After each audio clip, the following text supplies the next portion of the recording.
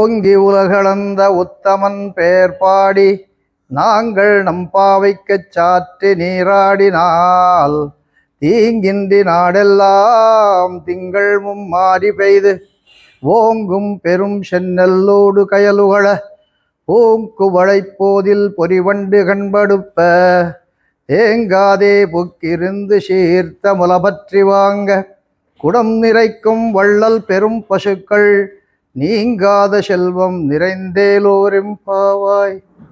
இது ஆண்டாள் திருப்பாவையில் மூணாவது பாட்டு, மூணாவது பாசுரம். துவைத்தமா தெரியலையே, துவைத்தமா அது தெரியல.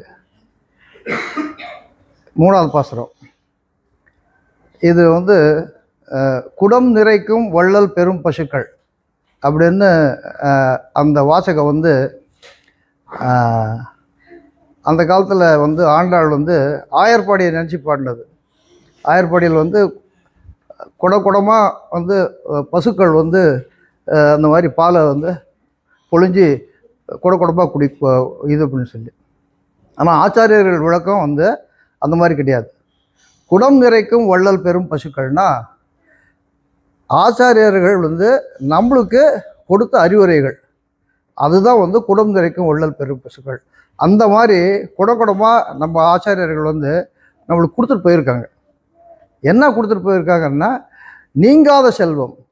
இப்போ இருக்கிற செல்வம் எல்லாம் நீங்கும் செல்வம். நீங்காத செல்வம் நம்ம சுவாமி கொடுத்தது தான் நீங்காத செல்வம். அதுதான் ஒரு முன்னுரையாக, சுவாமிக்கு ஒரு அர்ப்பணமாக அதை நம்ம சொல்லணும். வேற ஒன்றும் இல்லை. அதில் துவைத்தமே இல்லை, அத்வைத்தமும் இல்லை, விசிஷ்ட அத்வைத்தமும் இல்லை. சுவாமிக்கு அர்ப்பணம், ஆச்சாரியன் அர்ப்பணம்.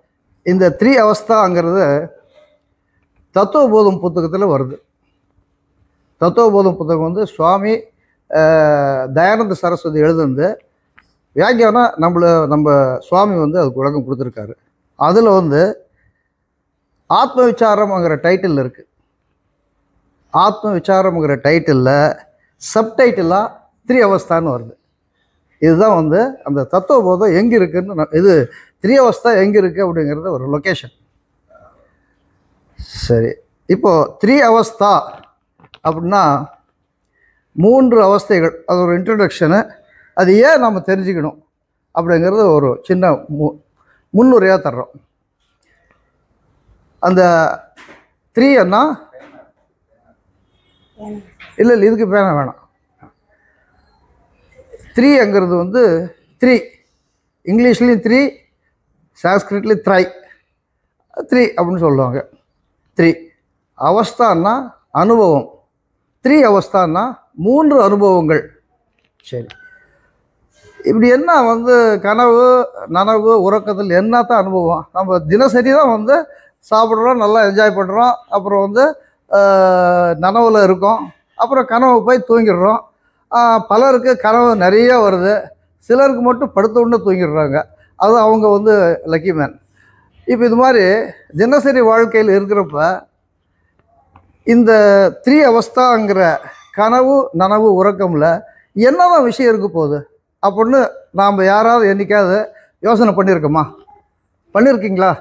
நான் கூட பண்ணதில்லை. அநேகமாக பெரும்பாலான நாட்கள் பண்ணியிருக்க மாட்டாங்க.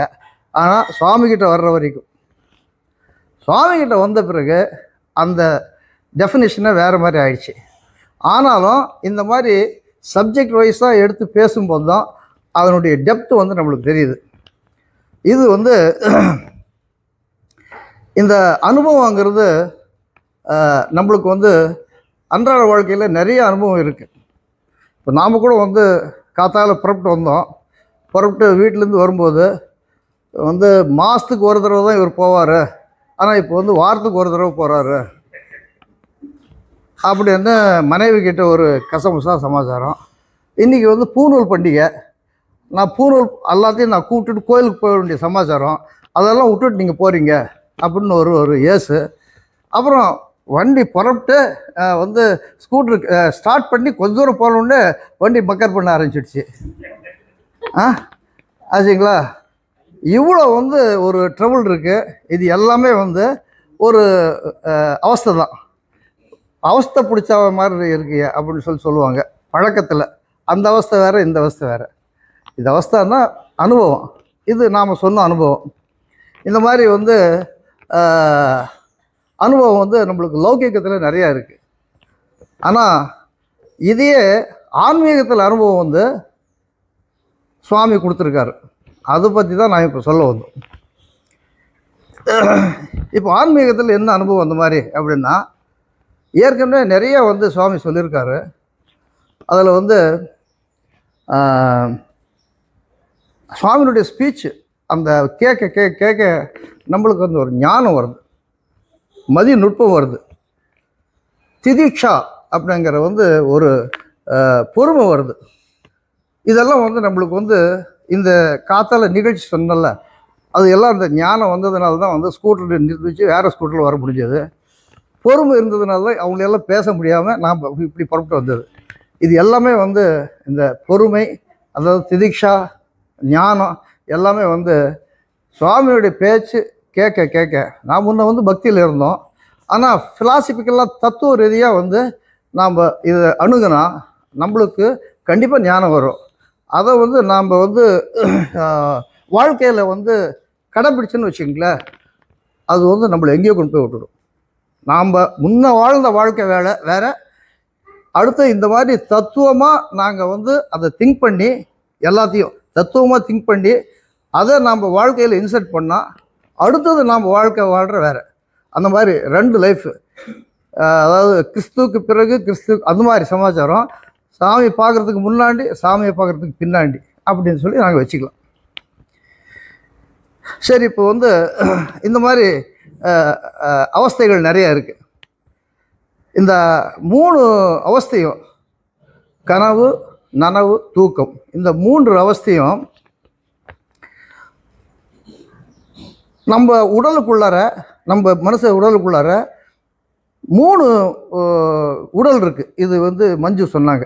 இது ஜாக்கிரதா அவஸ்தா, ஜாக்கிரதையாக இருடா அப்படின்னு சொன்னால் அது நனவில் தான் இருக்க முடியும். தூங்கின பிறகு ஜாக்கிரதையாக இருடான்னு சொல்ல முடியாது. அதுதான் ஜாக்கிரதா அவஸ்தா. கனவு சொப்னம், சொப்னாவஸ்தா. அவனை சொப்ன காண்றாப்பா அப்படின்னு சொல்லி பழைய சொல்லாடல் இருக்குது. இப்போல்லாம் கனவு இப்படி தான் சொல்கிறாங்க. அது சொப்னாவஸ்தா, கனவு.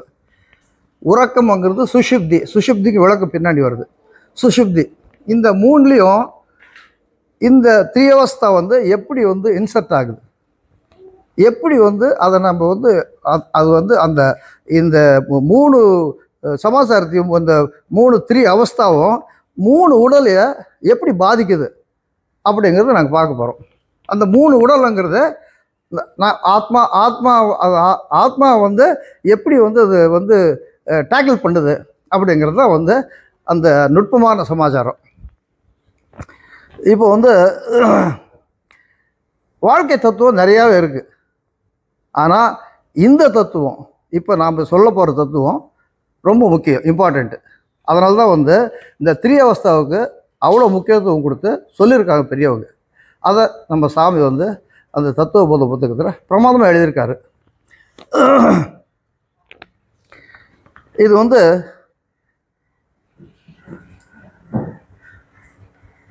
நனவு, விழிப்பு நிலை, ஜாகிரத அவஸ்தா, அந்த 3 சமாச்சாரம் இருக்குது. 3 சமாச்சாரமே அதுக்கு தான் விளக்கம் கொடுத்துட்டேன் நான். இப்போது அந்த நனவில் அந்த ஆத்மாவுக்கு பேர், இப்போது இந்த ஆத்மா இப்போ நான் சொல்கிறேன்னா இதனுடைய விளக்கம் வந்து உங்களுக்கு வந்து அத்தியாரோபம் பண்ண தான் முடியும். அத்தியாரோபம்னா என்னன்னா, ஆத்மாவை பற்றி நான் ஆத்மா சொல்லுது, ஆத்மா வந்து ஆத்மா இடத்துல போய் உட்காந்துருக்கு, இது மாதிரி ஏதோ பல வகை சொல்லாடல் வரும். ஆனால் அது எல்லாமே வந்து அத்தியாரோபம். அத்தியாரோபம்னா ஒத்து போகிறது, உலக கருத்துக்கு ஒத்து போகிறது, அதுதான் அத்தியாரோபம். ஆனால் அபவாதம் பண்ணால் உங்களுக்கு உண்மை சமாச்சாரம் தெரியும். ஆனால் எடுத்த உடனே அபவாதம் பண்ண முடியாது. அது வந்து உங்களுக்கு புரியாது, ஒரு இன்ட்ரெஸ்டாகவும் இருக்காது. அப்படியே அத்தியாரோபம் பண்ணி அப்புறம் கடைசியில் அபவாதம் பண்ணால் தான் வந்து உங்களுக்கு அந்த உண்மை நல்லா கரெக்டாக தெரியும். ஏன்னா நாங்கள் வந்து பொய்யிலே பிறந்து பொய்யிலே வளர்ந்துருக்கோம். அதனால் வந்து அந்த பொய் கூடவே சேர்ந்து அதை வந்து அத்தியாரோபம் பண்ணி அப்புறம் அபவாதம் பண்ணணும். இதுதான் டீச்சிங் மெத்தேடு சுவாமி சொல்லியிருக்காரு. இப்போது இந்த ஸ்தூல உடல் வந்து நம்மளுக்கு பகவான் எதற்காக கொடுத்துருக்கான் அப்படின்னா அவனுக்கு வந்து விஸ்வன் சொல்லி ஒரு பேர் வந்து அந்த இது நம்ம கலாச்சாரம் கொடுத்துருக்கு, விஸ்வன். ஏன் வந்து ஆத்மாவுக்கு விஸ்வன்னு கொடுக்குறாங்க அப்படின்னு சொல்லி சொன்னால், இப்போ ஒரு அப்பா இருக்கார் ஃபேமிலியில். அவரு ஆஃபீஸுக்கு போனால் தலைமை குமாஸ்தா, வீட்டுக்கு வந்தால் அப்பா, பொண்டாட்டிக்கு புருஷன், குழந்தைக்கு அப்பா அம்மா, அப்புறம் சங்கீத கச்சேரிக்கு போனால் அப்புறம் மிருதங்க வாசிக்கிறவர். இது மாதிரி பல ரூபம் இருக்குது. அது மாதிரி இந்த இடத்துல இந்த விழிப்பு நிலைக்கு வந்து அவருக்கு வந்து விஸ்வன்னு பேர். ஏன் விஸ்வன்னு சொன்னால், இந்த விழிப்பு நிலையில் தான் வந்து இந்த 3 அந்த சூட்சும உடல், காரண உடல், ஸ்தூல உடல் 3லேயுமே அந்த ஆத்மா வந்து இருக்குது. 3 உடல்லையும் அது வந்து முழுமையாக இருக்குது. இப்போது 3 உடல்லையும் முழுமையாக இருக்கும்போது அதுக்கு வந்து விஸ்வன்னு ஏன் பேருன்னா, அது விஸ்வன்னா விரிவு. அதாவது விஸ்வம் விஷ்ணு வஷட்காரோ பூத பவ்ய பகவத் புருவன்னு சொல்லி அதில் வந்து நம்ம விஷ்ணு சகஸ்ரநாமத்தில் ஒரு இது வரும், மந்திரம் வரும். அந்த விஸ்வம் அப்படிங்கிறதுக்கு சுவாமி விளக்கம் என்ன கொடுத்துருக்காருன்னா, எல்லா இடத்துலையும் நிறைஞ்சவர் அப்படின்னு சொல்லி அர்த்தம். அதுக்கு அந்த பேர் அந்த பொருத்தமாக அந்த இடத்துல விஸ்வம்னு சொல்லி வருது. அது பேர் காரணம் நம்ம தெரிஞ்சுக்கிறதுக்காக நம்ம சொன்னோம். சரி, இப்போ வந்து அந்த விஸ்வங்கிற பேரில் 3 உடல்லையும் விலாவரியாக இருக்கார் ஆத்மா. இது வந்து இதுதான் வந்து இப்போ இந்த 3 உடல்லையும் இருக்கும்போது நாம் அன்றாட வாழ்க்கையில் நிறைய செய்யலாம். பகவான் என்னது கொடுத்துருக்காரு, ஒரு சாஸ்திரம் படிக்கிறது லௌகிக கடமை வேறு. ஆனால் சாஸ்திரம் கொடுத்து அதை வந்து தெரிஞ்சுக்கிட்டு நம்ம வாழ்க்கையை எப்படி கொண்டு போகிறது, ஒரு ஆச்சாரியன்கிட்ட போய் அணுகிறது, இது மாதிரி உண்மை சமாச்சாரம் தெரிஞ்சுக்கிட்டு வாழ்க்கையை கொண்டு போகிறது இருக்குல்ல, இதுக்கு தான் வந்து இந்த 3 சமாச்சாரமும் பயன்படுது. அதுக்கு தான் ஸ்தூல உடலே பயன்படுது. அப்படி தான் நாங்கள் வந்து தெரிஞ்சுக்கணும். அந்த 3 சரீரத்திலையும் போயிட்டு வர்றதுங்கிறது இதுதான் நம்மளுக்கு பெனிஃபிட்டு. சரி, அடுத்தது வந்து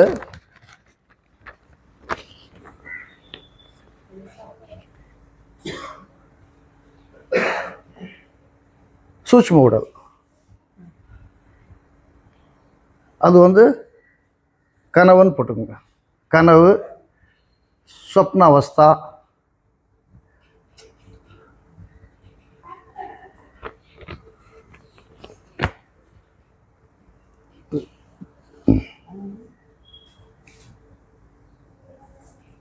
சொப்னாவஸ்தா அதாவது கனவு நிலை அப்படின்னு பேர், வேற ஒன்றும் இல்லை. சொப்னாவஸ்தானா கனவு நிலை. சரி, ரைட்டு. இப்போது அவனுக்கு அந்த சொப்ன அவஸ்தாவில் அந்த ஆத்மாவுக்கு பேர் வந்து தைஜசன் அப்படின்னு சொல்லி பேர். தைஜசன்னா தேஜஸ் உடையவன்னு பேர். ஏன் தேஜஸ் உடையவன்னு சொல்லி நம்ம சொல்கிறோன்னா, ஒளி பொருந்திய உடல்னு அர்த்தம். இப்போ நாம் வந்து கனவுல டோட்டலாக இருட்டாயிடுதல்ல, ஏதாவது தெரியுதுங்களா, கண்ணை மூடிக்கிறோம், அது பாட்டு கனவு காண்றோம். அந்த கனவுல வந்து உங்களுக்கு பிரைட்டாக தான் தெரியுது எல்லாமே. வண்டி ஓட்டுறோம், ஸ்பேஸுக்கு போகிறோம், ஏதோ ஒன்று நாங்கள் வந்து ஆக்டிவிட்டீஸ் கொடுக்குறோம். அதில் வந்து எல்லாமே உங்களுக்கு விடிஞ்சு எந்திரிச்சு நீங்கள் கரெக்டாக உங்களுக்கு பார்த்த மாதிரி சொல்கிறீங்கல்ல, அதை வந்து அந்த ஒளி இருந்தால் தான் பார்க்க முடியும். அந்த கனவுலேயே நீங்கள் இருட்டாக இருந்தால் எப்படி பார்க்க முடியும்? பார்க்க முடியாது. அதனால் அந்த கனவில் அந்த சூட்சும உடலுக்கு வந்து தைஜஸ்ன்னு பேர். தேஜோமயமானவன் அப்படின்னு சொல்லி பேர். இப்போது இந்த இந்த இதில் வந்து கனவு நிலையில் வந்து அவனுக்கு வந்து கர்த்திருவம் இருக்கிறது இல்லை. கர்த்திருவம்னா செய்யறது, கர்த்தா செய்யறது, அது கர்த்திருவம்னா செய்தல். அந்த மாதிரி கர்த்திருவம் அவனுக்கு கிடையாது. அப்போ பின்ன என்ன இருக்குது அப்படின்னா, போக்திருத்துவம் மட்டும்தான். போக்தா, புஜித்தல், அனுபவிக்கிறது மட்டும்தான் அவனுக்கு முடியும். ஏன்னா ஆஃப் ஆகிடுறோமல்ல, தூக்கத்தில் ஆஃப் ஆகிடுறோம். ஸோ அதனால் நம்மளுக்கு எதுவும் தெரியறதில்ல. ஸோ அவனுக்கு வந்து வேலை என்ன வேலைன்னா அனுபவிக்கிறது மட்டும்தான் அவனுக்கு வேலை.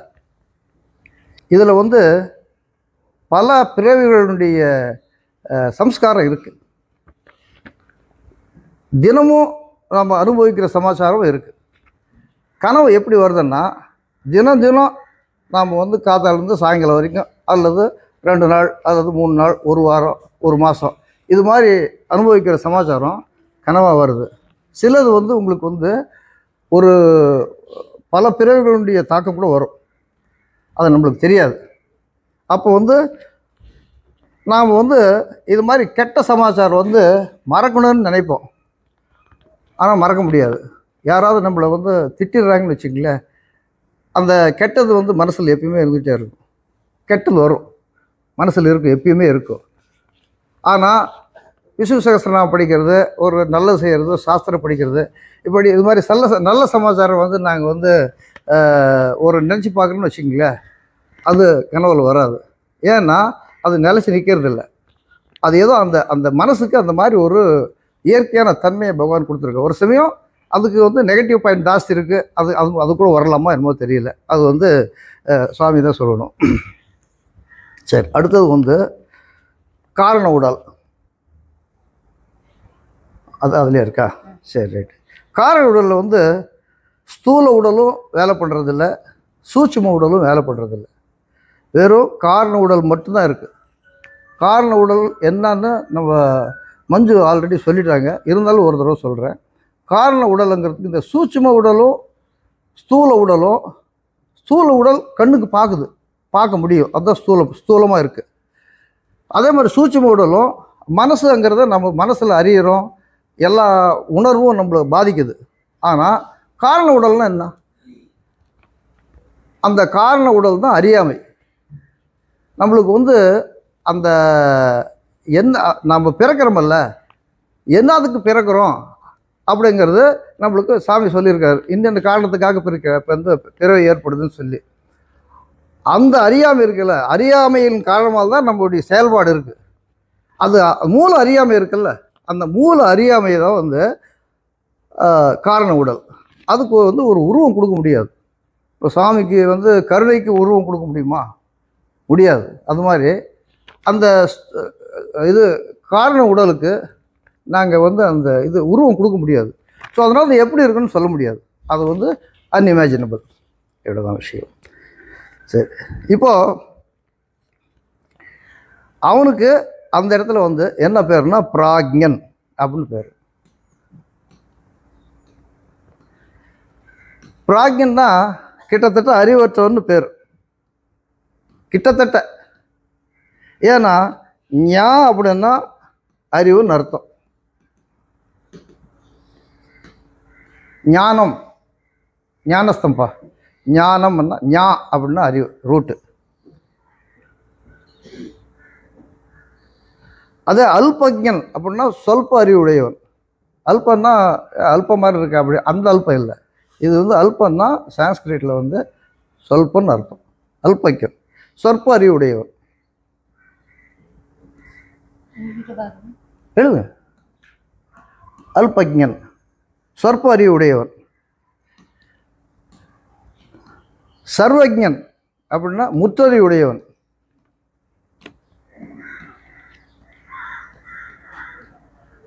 முற்றறிவுடையவன்னா நம்மளுக்கு நல்ல ஒரு முழிப்பு இருக்கும், நல்ல விஷயம் பேசலாம், எல்லாமே செய்யலாம். ஆனால் இப்போ வந்து டோட்டலாக ஆஃப் ஆகிடுது. என்னன்னு நம்மளுக்கு தெரியறதில்ல காரண உடலில். ஆனால் ஏதோ இருக்குது அப்படிங்கிறது மட்டும் இருக்குது.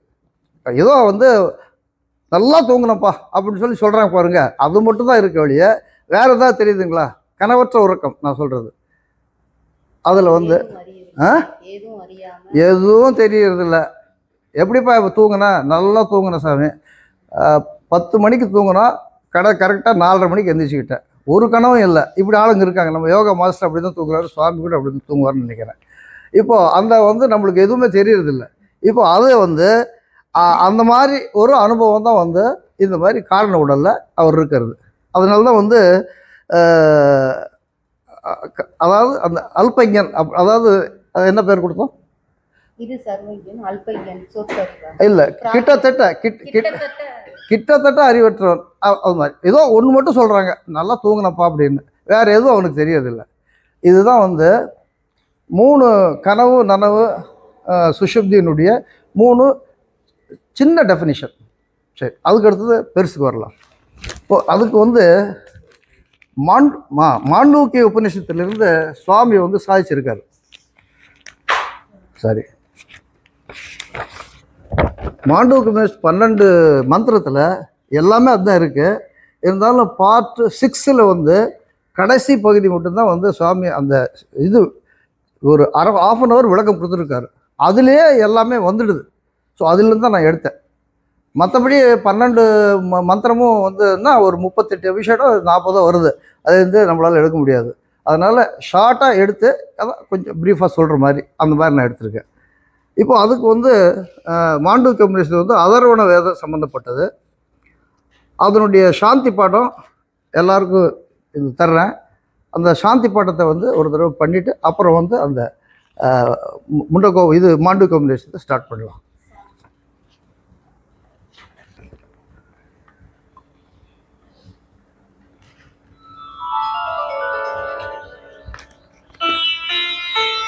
இருங்க, சொல்லும் போது ஸ்டார்ட் பண்ணிங்க. அப்போ எல்லாம் பேப்பரை பார்த்துங்க. நல்லா ஈஸியாக தான் இருக்குது. நல்லா வந்து பிரித்து கொடுத்துருக்கு. நல்லா ஈஸியாக படிக்கலாம்.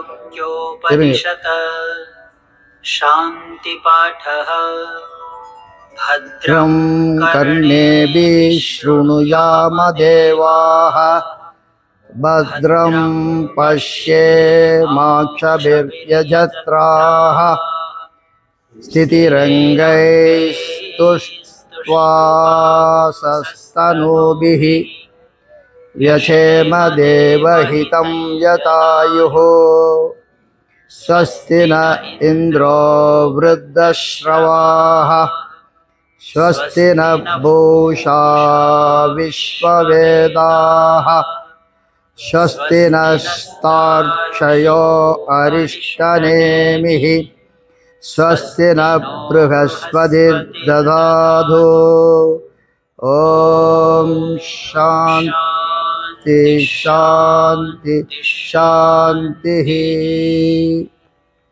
अथ प्रथमः खण्डः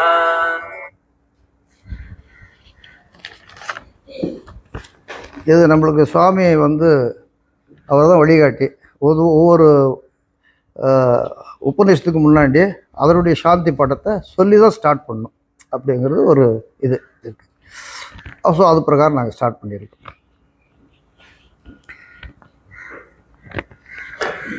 இப்போ இந்த மாண்டூக்கிய உபனிஷத், மாண்டூக்கியம்னா தவளைன்னு பேர். தவளை சான்ஸ்கிரிட்டில் மாண்டூக்கியம். இந்த தவளை டக்கு டக்கு டக்குன்னு தாவுதல்ல, அது மாதிரி இந்த 12 மந்திரங்களில் அதனுடைய பொசிஷனை தாவிக்கிட்டே இருக்குமா அப்படின்னு சொல்கிறாங்க. ஆனால் சாமியை தாவாமல் க்ளீனாக சொல்லி தந்துட்டார். அது வேறு சமாச்சாரம். அது வந்து அந்த மாதிரி சொல்கிறதுனால அந்த மாதிரி மாண்டூக்கியம்னு சொல்லி பேர் வச்சுருக்காங்க. அது பேர் காரணம், அதுதான், வேறு ஒன்றும் இல்லை. இப்போ இந்த மாண்டூக்கிய உபனிஷத்துக்கு வந்து சங்கரர் உரை எழுதியிருக்காரு.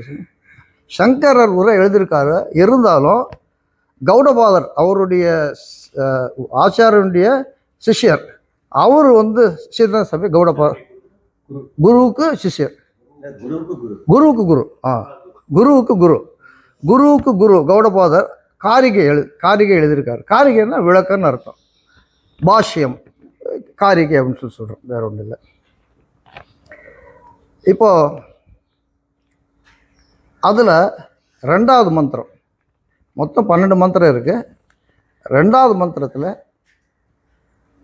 லாஸ்ட் போர்ஷனில் தான் வந்து சுவாமி வந்து இந்த என்னது கனவு நனவு உறக்கம் அப்படிங்கிற டெஃபினேஷன் நம்மளுக்கு கொடுத்துருக்காரு. ஒரு 1/2 hour அவ்வளோதான். அதில்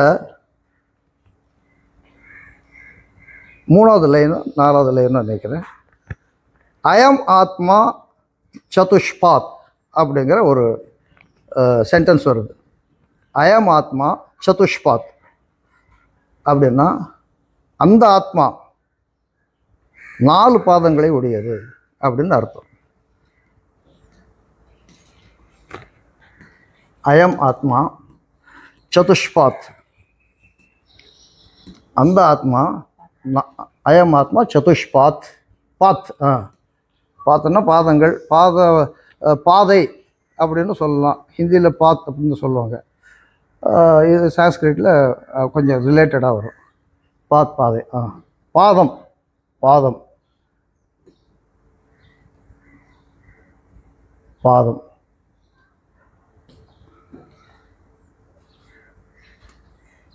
சதுஷ்பாத். சரி, 4 பாதம் அந்த ஆத்மா. இல்லை அயம் ஆத்மா சதுஷ்பாத் எழுதிட்டீங்களா? சரி, அந்த ஆத்மா 4 பாதங்களை உடையது.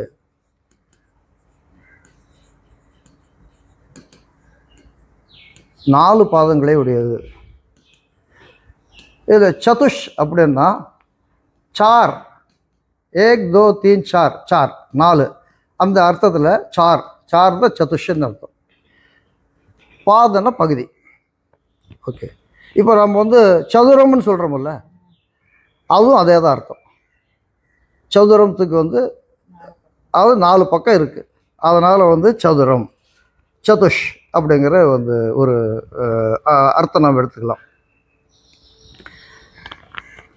இப்போ இதில் வந்து நனவு, கனவு, சுஷுப்தி, ஆத்மா அப்படிங்கிற 4 பாதம்.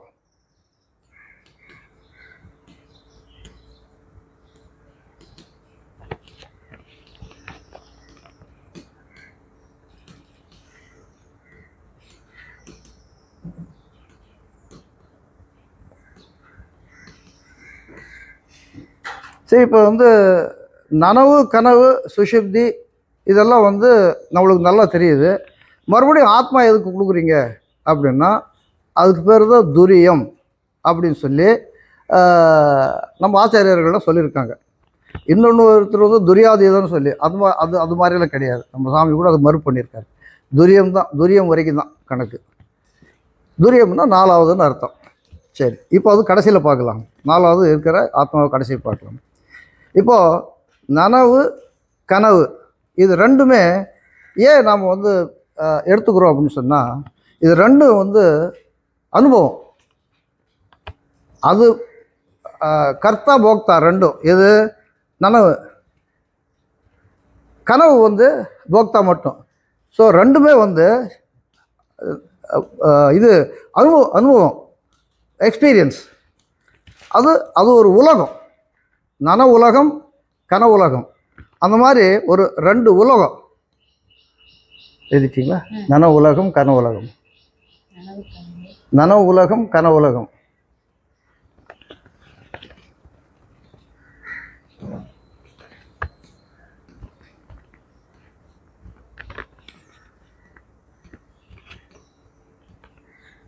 இப்போ இந்த 4 வழியில் அந்த ஆத்மா வந்து நம்மளுக்கு வந்து அதை வந்து ட்ரைவ் பண்ணுது அப்படின்னு சொல்லி சொன்னோன்னா, அதுக்கு ஒரு சின்ன உதாரணம் என்னென்னா, ஒரு பெரிய ஃபேக்ட்ரி முதலாளி இருக்கார். அவர் ஒரு இடத்துல உட்காந்துருப்பார். இப்போது மற்ற 3 மேனேஜர் 1, மேனேஜர் 2, மேனேஜர் 3 ஃபேக்ட்ரியில் வேலை பண்ணிகிட்டு இருப்பாங்க. இப்போது அந்த மேனேஜர்லாம் வந்து நான் தான் ட்ரைவ் பண்ணுறேன் அப்படின்னு சொல்லி நினச்சிட்டு இருந்தாலும் அவர் அங்கேருந்து இதில் சிசிடிவியில் பார்த்துட்ருப்பார். ஆள் அங்கே தான் இருக்கார், பார்வை இங்கே இருக்குது. அது மாதிரி ஆத்மா வந்து இது 4ஐயும் பார்த்துக்குது. ஆத்மாவாகிய 4வது போர்ஷன்னாங்கிற ஆத்மாவும் மற்ற 3ஐயும் பார்த்துக்குது, தன்னையும் பார்த்துக்குது. மொத்தம் 4. அப்போது அது வந்து இது எப்படி பார்த்துக்கோ அப்படின்னு ஒரு கன்ஃபியூஷன் இருந்ததுன்னா அதுக்கு ஒரு சின்ன உதாரணம் கொடுத்தேன். உங்களுக்கு நீங்கள் விளங்கியிருப்பீங்கன்னு நினைக்கிறேன். அதாவது அதனுடைய மேற்பார்வையில் எல்லாம் நடக்குது, அதனுடைய ஸ்தானத்தில் எல்லாம் நடக்குது, அதனுடைய அதிஷ்டானத்தில் தான் எல்லாம் நடக்குது. அப்படி தான் நாங்கள் எடுத்துக்கணும். அதே ஒர்க் பண்ணுது, அதே வேலை பண்ணுது அப்படின்னு சொல்லி நம்ம எடுத்து கனவு அது தானே வந்துடுச்சு, நனவில் வந்து அதெல்லாம் ஒன்றுமே இல்லை அப்படின்னு நினைக்கக்கூடாது. ஏன்னா அந்த நனவு கனவு அந்த எக்ஸ்பீரியன்ஸ் எல்லாமே பேஸ்ட் ஆன் ஆத்மா. ஆத்மா தான் ஒளி கொடுக்குது, சக்தி கொடுக்குது, எல்லாமே கொடுக்குது. ஸோ அதனால் நம்ம அப்படி தான் எடுத்துக்கணும். அது மாதிரி தான் அந்த முதலாளி தான் நல்லா பார்த்துக்கிறாரு, எல்லா சமாச்சாரமும் வந்து அவருடைய மேற்பார்வையில் தான் நடக்குது அப்படின்னு சொல்லி நம்ம எடுத்துக்கலாம். சரி, இது வந்து இந்த நன உலகம் கன உலகம் அப்படிங்கிறத ஒரு சின்ன உதாரணம் மூலிமா நம்ம வந்து பார்க்கலாம். என்னன்னா, ஒரு ஒரு குளம் இருக்குது, 2 குளம் இருக்குது. அந்த பக்கம் ஒரு குளம், இந்த பக்கம் ஒரு குளம். மத்தியில் ஒரு கணவாய் கால்வாய் இருக்குது, ஒரு சின்ன சேனல் இருக்குது. ஃபஸ்ட்டு வந்து நனவு உலகம் அப்படிங்கிற குளத்தில் ஒரு மீன் வந்து அப்படியே போகுது. எல்லாம் உதாரணம் தான், ஒரு புரிஞ்சுக்கிறதுக்காக சொல்கிறோம். அந்த நனவு உலகம் வந்து அந்த தண்ணியில் நல்லா நீச்சல் அடிச்சுக்கிட்டு தூக்கங்கிற சேனல் வழியாக கனவு உலகத்துக்கு போயிடுது. அப்புறம் மறுபடியும் இங்கே வருது, மறுபடியும் அப்படி போகுது. அப்படி கனவு நனவு மாற்றி மாற்றி நம்ம வாழ்க்கையில் நாங்கள் அதை பார்த்துட்ருக்கோம். அதை வந்து இந்த நனவு உலகம் கனவு உலகம் கொஞ்சம் பிடிபடுறதுக்காக இந்த மாதிரி ஒரு எக்ஸாம்பிள்ஸ் வந்து அவங்களே கொடுத்துருக்காங்க கரியில். சரி, இந்த நனவு கனவு எப்படி ஏற்படுது? அதுக்கு ஏதாவது வந்து ஒரு ஆதாரம் வேணும்ல. சும்மா நாச்சுக்கும் வந்து ஒரு செயல் நடந்தால் அதுக்கு ஒரு ஆதாரம் இல்லாமல் நடக்குமா? அவசியம் வேணும் இல்லையா? அப்போது அந்த கனவு நனவு வந்து எதுக்கு எப்படி ஆதாரம்னா, தூக்கம் தான் ஆதாரம். எப்படி ஒரு எக்ஸாம்பிள் சொல்கிற பாருங்க. அனுபவத்தில் இப்போ வந்து அனுபவம் மற்றதிலிருந்து அனுபவம் பிறக்கும். ஒரு அனுபவம் உங்களுக்கு ஒரு எக்ஸ்பீரியன்ஸ் வருதுன்னு வச்சுங்களேன், அந்த எக்ஸ்பீரியன்ஸுக்கு முன்னாடி அனுபவமற்ற நிலை தான் இருக்கும். எப்பயுமே அனுபவ நிலையாக இருக்கும் கிடையாது. அனுபவமற்ற நிலையில் இருந்தால் உங்களுக்கு அனுபவம் பிறக்கும். அது மாதிரி இன்னொரு உதாரணம், நிசப்தத்திலிருந்து சப்தம் பிறப்பது. சப்தம் வந்து எப்பயுமே சப்தம் இருந்துகிட்டு இருக்கு கிடையாது. சப்தம் வராதுக்கு முந்தைய உங்களுக்கு நிசப்தம் இருக்கும். அப்போ நிசப்தத்திலிருந்து தான் சப்தம் போகும். அது மாதிரி இந்த கனவு நனவு இந்த ரெண்டுக்குமே ஆதாரம் வந்து உங்களுக்கு தூக்கம்தான். அப்போ தூக்கங்கிறது என்ன அப்படின்னா, தூக்கங்கிறது அறியாமை. அந்த அறியாமையிலிருந்தால் வந்து கனவு நனவு எல்லாமே சமாச்சாரம் பூரா வருது. சரி, இந்த கனவு நனவு ஒரு டெஃபினேஷன், சின்ன டெஃபினேஷன் கொடுத்தாச்சு. அடுத்தது வந்து சுஷுப்தி. சுஷுப்தின்னா, சுப்தி அப்படின்னா அதுக்கு பேர் வந்து என்ன கொடுத்துருக்காங்கன்னா, சுஷுப்திக்கு நம்ம கல்ச்சரில் அபாவ பிரத்யயா அப்படின்னு சொல்லி சொல்கிறாங்க. அபாவ பிரத்யயா.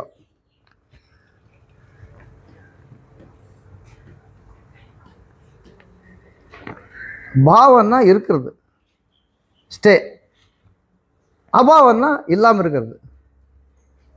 பிரத்யயானா எக்ஸ்பீரியன்ஸ் தான், அனுபவம் தான். எப்படி இந்த அவஸ்தைக்கு நாங்கள் சொன்னோமோ அதே மாதிரி பிரத்யயானாலும் அது ஒரு அனுபவம் தான். அப்போது அபாவனா அனுபவமற்ற தன்மையிலிருந்து மறுபடியும் அனுபவம், அது ஒரு அனுபவம். எதுவுமே இல்லாமல் இருந்து நாம் வந்து மறுபடியும் பார்க்குறோமல்ல, ஒன்றும் இல்லாமல் இருக்கிறது ஒன்றும் இல்லாத பார்க்குறோம். ஒரு அனுபவம். புரியுதுங்களா? புரியலன்னா கேளுங்க. சரி, ரைட். இதுக்கு தான் அபாவ பிரத்யான்னு சொல்லி நம்ம கல்ச்சரில் அதுக்கு ஒரு பேர் கொடுத்துருக்காங்க.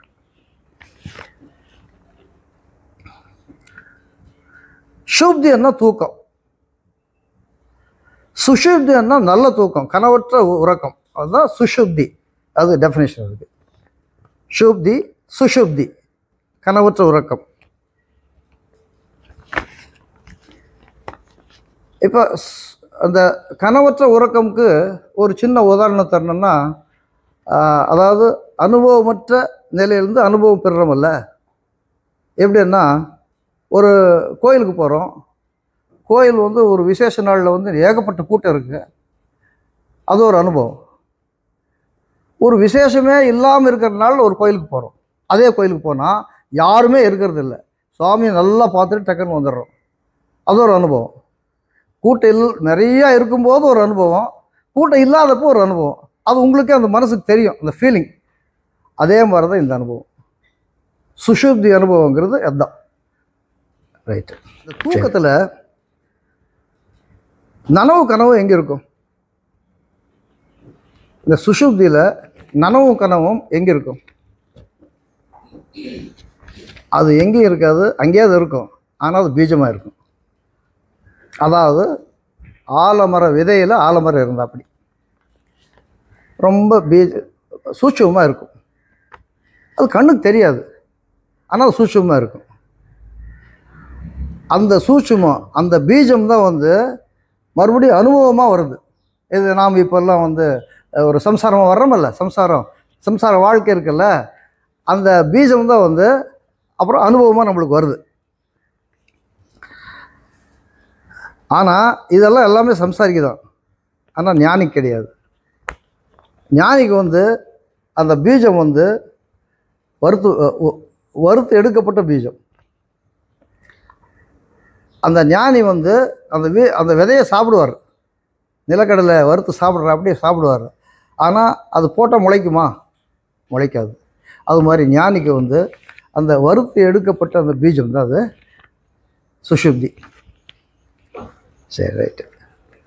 இப்போது இந்த நனவு கனவு சுஷுப்தி இந்த 3 சமாச்சாரமும் தனி மனிதனுக்கு நடக்கிற சமாச்சாரம். இதுக்கு வந்து வியஷ்டின்னு பேர். வியஷ்டி தனி மனிதனுக்கு நடக்கிற ஒரு நிகழ்ச்சிக்கு வியஷ்டின்னு பேர். இதுக்கு ஒரு உதாரணம் சொன்னால், தனி மரம், ஒரு லட்டில் சின்ன ஒரு பூந்தி அப்படின்னு வச்சுக்கலாம். இதே வந்து உலகம் பூரா, பிரபஞ்சம் பூரா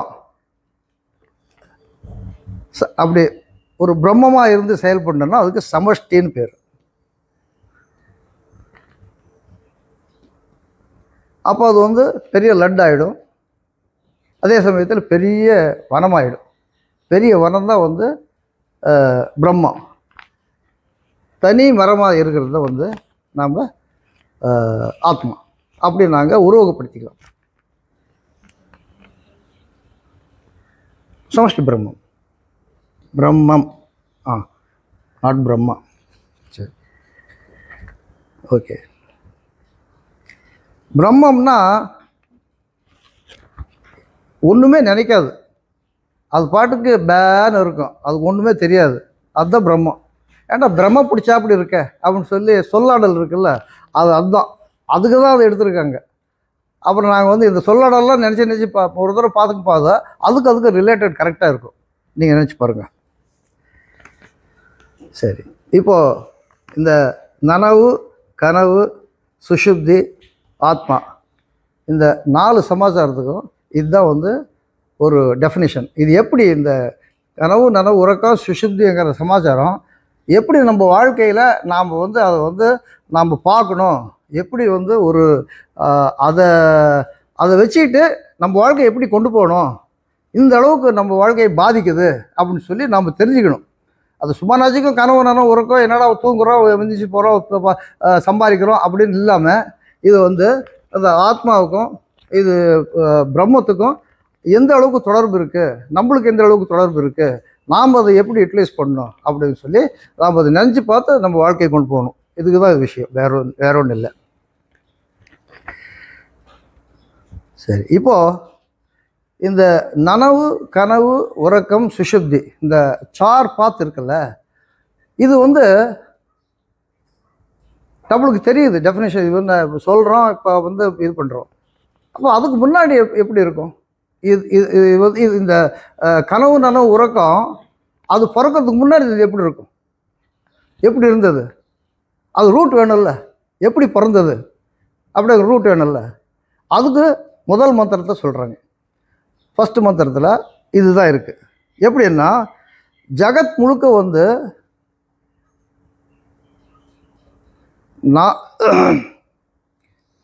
நாம ரூபமாக இருக்குது.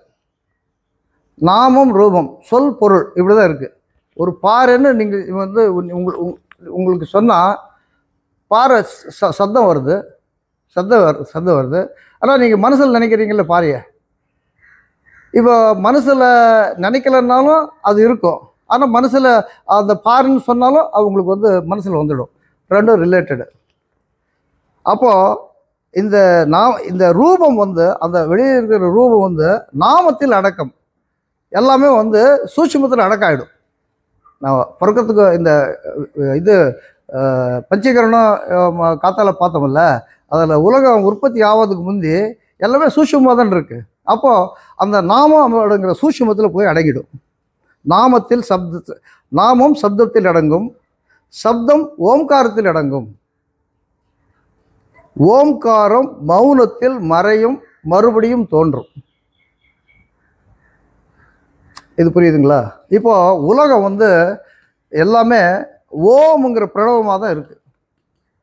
எப்படி இப்போ அது ஓம்ங்கிற பிரணவமாக இருக்குன்னா, நாம் ஆ அப்படின்னு வாய் திறந்தா ஓமுக்கு வந்து எக்ஸ்பென்ஷன் வந்து ஆ உ மா, இதுதான் ஓம். 3 சேர்ந்தது தான் ஓம். இதுதான் பிரணவத்தினுடைய விளக்கம். இப்போது வந்து வேலவன் வந்து அவங்க அப்பாவுக்கு உபதேசம் பண்ணார்ல, அது வந்து மறைமுகமாக பண்ணிட்டார், யாருக்கும் தெரியல. ஆனால் சுவாமி வந்து பிரணவத்தினுடைய விளக்கத்தை வந்து எல்லாம் பப்ளிஷ் பண்ணிட்டார். இப்படி தான் இதான் பிரணவத்தினுடைய விளக்கம்னு சொல்லி. ஆ ஊ மா இதுதான் வந்து ஓமனுடைய எக்ஸ்பென்ஷன். இப்போ நாம் வந்து ஆன்னு வாய் திறக்கிறோம். வாய் திறக்காமல் ஏதாவது பேசுகிறீங்களா? எதுவும் பேச முடியாது. எல்லா லாங்குவேஜ்காரனும் ஆன்னு தான் திறப்போம். அவனுடைய லாங்குவேஜ் பேசுகிறப்ப சைனாவோ மங்கோலியாவோ அல்லது வந்து எது மிடில் ஈஸ்ட்டோ தமிழோ எதாக இருந்தாலும் ஆன்னு சொல்லாமல் எந்த வார்த்தையாவது பேச முடியுமா? ஃபஸ்ட்டு ஆன்னு திறப்போம். முடிகிறப்போ உம்மன் தான் முடிப்போம். மத்தியில் 2 கன்ஜங்ஷன் வேர்டு இருக்குல்ல, ஊ, அந்த ஊங்கிறது வந்து அது ஆட்டோமேட்டிக்காக வரும். அப்படி தான் வந்தாகணும். அப்போ இதுலேருந்து என்ன தெரியுதுன்னா, எல்லா பிரபஞ்சத்துக்கு வந்து பிரபஞ்சமே வந்து ஓம்ங்கிற பிரணவத்தில் தான் இருக்குது. சப்தம் இல்லாமல் ஏதாவது நம்ம கம்யூனிகேஷன் பண்ண முடியுமா? எல்லாமே அது நம்ம நாலேஜ் எல்லாமே வந்து ஓம்ங்கிற ஒரு சப்தத்தில் தான் அடங்கியிருக்கு. ஸோ அதனால் உலகம் முழுக்க வந்து ஓமாக தான் இருக்குது, ஓம் என்ற பிரணவமாக தான் இருக்குது. அதுலேருந்து அந்த வந்து வேறு மாதிரி நம்மளுக்கு வந்திருக்கு. அப்போ அந்த ஓம்ங்கிற பிரணவம் வந்து 2 விதமாக செயல்படுது. ஒன்று மாத்ரா, இன்னொன்று அமாத்ரா. மாத்ரான்னா ஒரு மாத்திரை கால அளவு, ஒரு செகண்ட் தான் ஒரு மாத்திரை கால அளவு. இந்த ஒரு மாத்திரையே வந்து உங்களுக்கு உலகமாக மாறிடுது. இப்போ வந்து பிரம்மம் வந்து அந்த ஒரு மாத்திரை கால அளவில் உலகத்தை படிச்சிடுறாரு. அதுதான் மாத்திரை. இன்னொன்று அமாத்ரா, அது உலகமாகவே இருக்கிறது இல்லை. அது வந்து ஆத்மா, ஒன்றுமே இல்லை, அது நிசப்தமாக மாறிடுது. மாத்ரா மாத்திரான்னா உலகம், அமாத்திரான்னா உலகம் இல்லாத நிலை. 2 விதமாகவும் செயல்படுது. இதுதான் ஓமனுடைய எக்ஸ்பென்ஷன். இப்போது அந்த மாத்திராவிலிருந்து தான் மறுபடியும் உலகம் பிறக்குது. இந்த கனவு, நனவு, உறக்கம், சுஷுப்தி எல்லாமே வந்து இந்த ஓம்லேருந்து மறுபடியும் பிறக்குது. நான் வந்து முதல்ல அதை சொல்லிட்டேன், ஏன்னா டைட்டில் அதுதான். அதனால் அதை சொல்லிவிட்டு மறுபடியும் இது நான் சொல்கிறேன். நீங்கள் கேட்ச் பண்ணிட்டீங்களா? ஓம்லேருந்து மறுபடியும் வந்து கனவு, நனவு, உறக்கமுங்கிற அந்த மனுஷன் பிறந்து மனுஷன் எப்படி பிறக்கிறான் அப்படிங்கிறது பஞ்சபூத சமாச்சாரம் சொன்னோம்ல, அதுதான். அதிலிருந்து நம்மளுக்கு எல்லாமே கனவு, நனவு, உறக்கம் இப்படி தான் வருது இந்த சமாச்சாரம். சரி, இப்போது வந்து இந்த கனவு, நனவு, உறக்கம், சுஷுப்தி எல்லாமே வந்து அதனுடைய டெஃபினேஷனை அது வந்து எதுலேருந்து இப்போ பிறக்குது, இந்த ஓம்ங்கிற பிரணவத்திலேருந்து பிறக்குது எல்லாம் நாங்கள் பார்த்தோம். அது எல்லாமே திருஷ்ய விவேகம் அப்படிங்கிற ஒரு புத்தகத்தில் பார்ட் 40 அதில் கனவு வந்து மித்யா அப்படின்னு சொல்லுது. தூக்கம் கலைஞ்சிட்டா போயிடும். இன்னொன்று நனவு மித்தியான்னு சொல்லுது. கனவு மித்தியா, நனவு மித்தியா தான். நாம் நனவெல்லாம் மித்தியா இல்லை நிஜம் நினச்சிட்டு இருக்கோம். ஆனால் திருஷ்ய யோகம் சொல்லுது நனவும் மித்தியாதாயம் அப்படின்னு சொல்லுது. தூக்கம் போயிடுறதுக்கு கலைஞ்ச உடனே போயிடும். கனவு மித்தியா வந்து தூக்கம் கலைஞ்ச உடனே போயிடும். ஆனால் நனவு மித்தியா வந்து ஞானம் வேணும். அது விழிக்க வந்து ஞானம் தேவை, சாஸ்திரம் தேவை, குரு தேவை. நாம் பார்க்குற உலகம் வந்து பொய்யன்னு சொல்லி நாம் புரிஞ்சுக்கணும்னு சொன்னால் அதுக்கு வந்து சாஸ்திர ஞானம் தேவை, குரு தேவை. சரி, இன்னொன்று வந்து பார்ட் 43 அதில் வந்து நனவை என்ன சொல்லுதுன்னா தீர்க்ககால சொப்னம் சொல்லுது.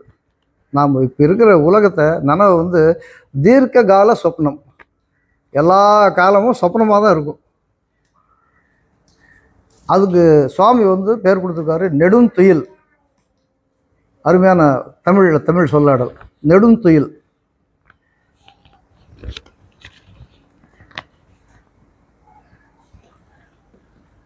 ஓகே, அடுத்தது பிராதிபாசிகன் பற்றி நாங்கள் சொல்லியிருக்கோமா? சொல்லலை, இப்போ தான் சொல்ல போகிறோம். ஓகே, இந்த பிராதிபாசிகன் யாருன்னா இந்த சிதாபாசன் அப்படிங்கிற நம்ம உள்ளார இவன் இருக்கான்ல, ஆத்மா இருக்கான்ல, ஆத்மா வந்து நம்ம அகங்காரம் தான் வந்து உங்களுக்கு சிதாபாசன், சித்தத்தினுடைய ஆபாசம். அவன் தான் வந்து சிதாபாசன். ஆபாசம்னா பிரதிபலிப்பு, சித்தத்தினுடைய பிரதிபலிப்பு. சித்தன்னா உங்களுக்கு அந்த ஒரிஜினல் சுவாமி அங்கே இப்போ வந்து பிரம்மம் வந்து கண்ணாடி முன்னால் நின்னா வந்து என்ன தெரியும்? அது உருவமற்ற நிலை தான் இருந்தாலும் ஒரு உதாரணத்துக்கு சொல்கிறேன். அது கண்ணாடியில் தெரிகிறது வந்து போலி, இது ஒரிஜினல். அந்த மாதிரி நம்ம எடுத்துக்கணும். அப்போது அதனுடைய வந்து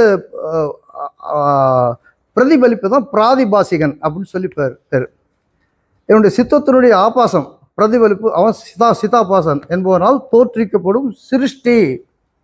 சிதாபாசனால் தோற்றுவிக்கப்படும் சிருஷ்டி தான் பிராதிபாசிகன். இதெல்லாம் வந்து இது இந்த இடத்துல புரியலன்னா கேளுங்க. புரியுதுங்களா? கம்மன் இருந்தாலும் புரியலன்னு அர்த்தம், புரியுதுன்னு அர்த்தம். சுவாமி தான் சொன்னார். சரி, சரியாக கேட்டுங்க. ஓகே, நம்ம சுவாமி என்ன சொல்லியிருக்காருன்னா ஆத்மாவை வந்து தூங்காத கண்கள் அப்படிங்கிறார். என்ன வேர்டு பாருங்க, தூங்காத கண்கள்லாம் தூங்கி தான் தீரும். ஆனால் ஆத்மா தூங்காத கண்கள். ஏன்னா முழிச்சுட்டே அது இருக்குது. அது முழிச்சு அது இதுனா தீர்ந்து போயிடுச்சு, வேலை ஆகாது. ஆனால் அது எப்படின்னா விவேக முக்திக்கு தான் வந்து அப்படியே 16 கலைகளாக பிரிந்து போயிடும். அது அப்படியே எல்லா பஞ்சபூதத்திலும் டிஸ்ட்ரிபியூட் ஆகிடும் விவேக முக்தி இருக்கிறவங்களுக்கு.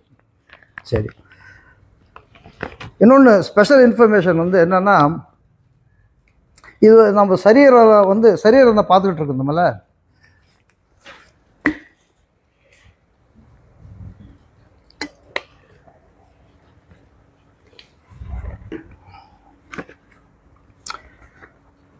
அந்த சரீரத்துக்கு வந்து நாம் மனுஷர்களாக இருக்கும்போது நாம் சாப்பிட்றதுனால அன்ன சரீரம் கிடைக்குது. அன்னத்திலான சரீரம் அன்ன சரீரம். அதே வந்து செத்து போன பிறகு பித்ரு உலகம்னு ஒன்று இருக்குது. அந்த பித்ரு உலகத்துக்கு போய் தான் அடுத்த உலகத்துக்கு போவாங்க. எடுத்த உடனே வேறு உலகத்துக்கு போகிறதில்ல, மேல் உலகத்துக்கோ கீழ் உலகத்துக்கோ போகிறதில்ல. பித்ரு உலகம் தான் போய் நியூட்ரலையே என்னென்ன ஜட்ஜ்மெண்ட் அங்கே தான் நடக்குது. அந்த பித்ரு உலகத்தில் அந்த ஆத்மாவுக்கு பேர் வந்து ஜலசரீரம் கொடுத்துட்றாங்க. ஜலசரீரம்ங்கிற சரீரத்தை அங்கே கொடுக்குறாங்க. எல்லா இடத்துலையும் சரீரம் உண்டு, சரீரம் இல்லாமல் இல்லை. ஆனால் அந்த டைமென்ஷனுக்கு அவங்களுக்கு தெரியும், நம்மளுக்கு இங்கே தெரியாது.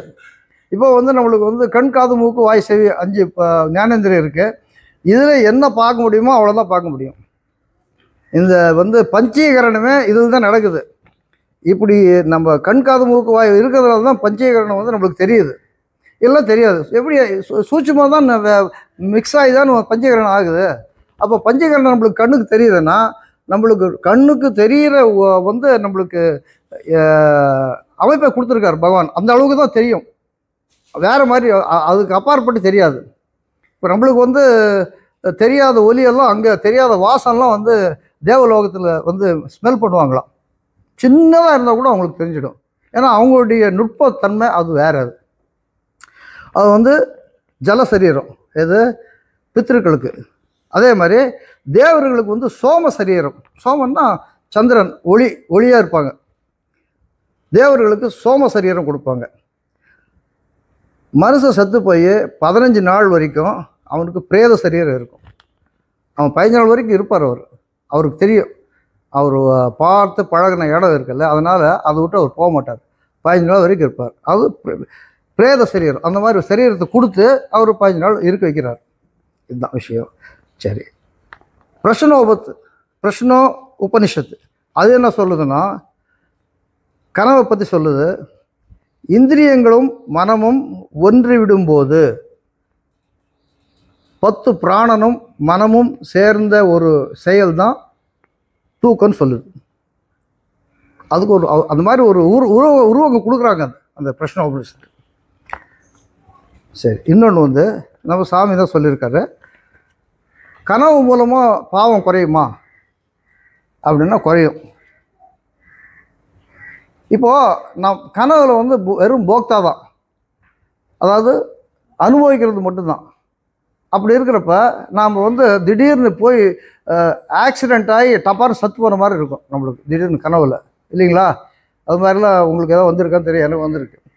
அப்போ நம்ம திடுக்குன்னு விழிச்சு எழுப்போம். அப்போ வந்து அந்த பயம் இருக்குல்ல, அந்த பயம் தான் வந்து நம்மளுக்கு பாவத்தை குறைக்குது. நிஜமாக இருந்தபோதும் பயம் இருக்கும், அதுவும் பாவம் கழியுது. கனவுலேயும் இந்த மாதிரி ஒரு அனுபவத்தை கொடுத்து பகவான் வந்து அவருடைய பெரும் கருணையால் நம்மளுக்கு வந்து அந்த பாவத்தை இந்த மாதிரியும் குறைக்கிறார்.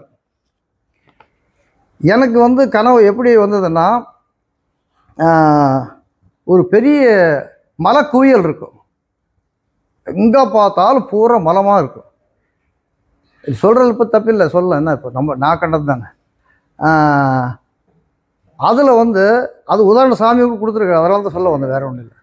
அதில் வந்து கழுத்து அளவுக்கு இருக்கிற மாதிரி இப்போ வந்து அவங்க ஒரு தண்டனை கொடுக்குறாங்க யமலோகத்தில்.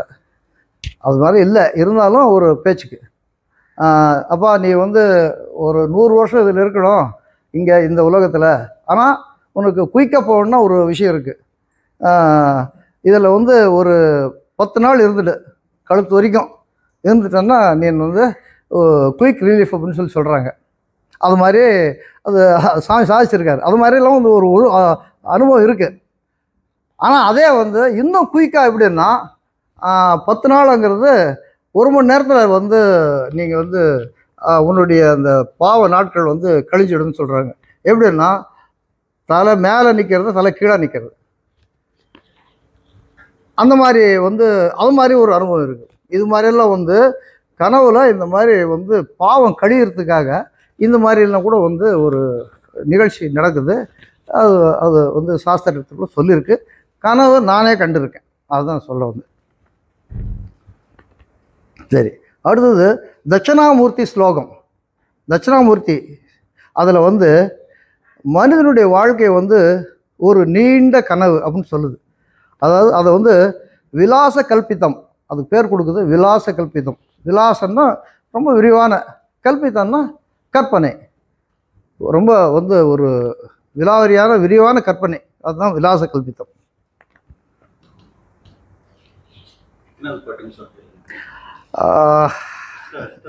தெரியல சாமி, நான் வந்து இருக்கலாம்.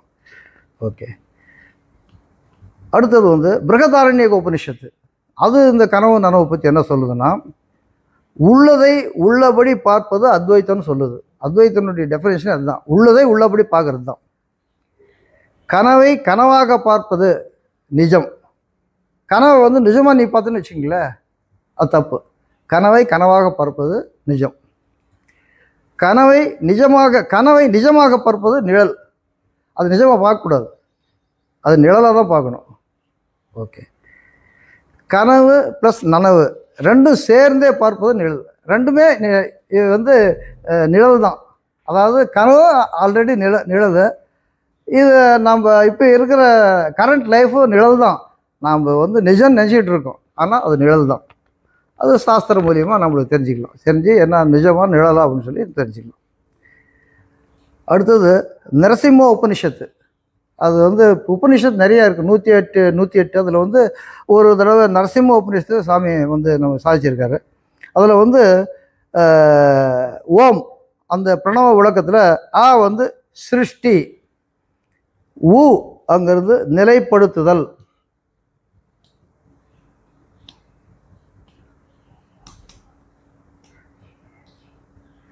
மா சம்ஹாரம், ஆ ஓ மா ஓம்.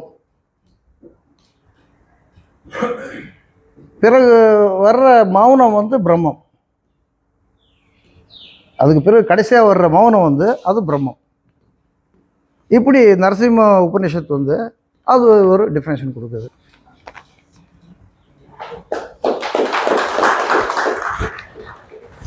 சூப்பராக பண்ணீங்க. நல்லா இருந்துச்சு சார்.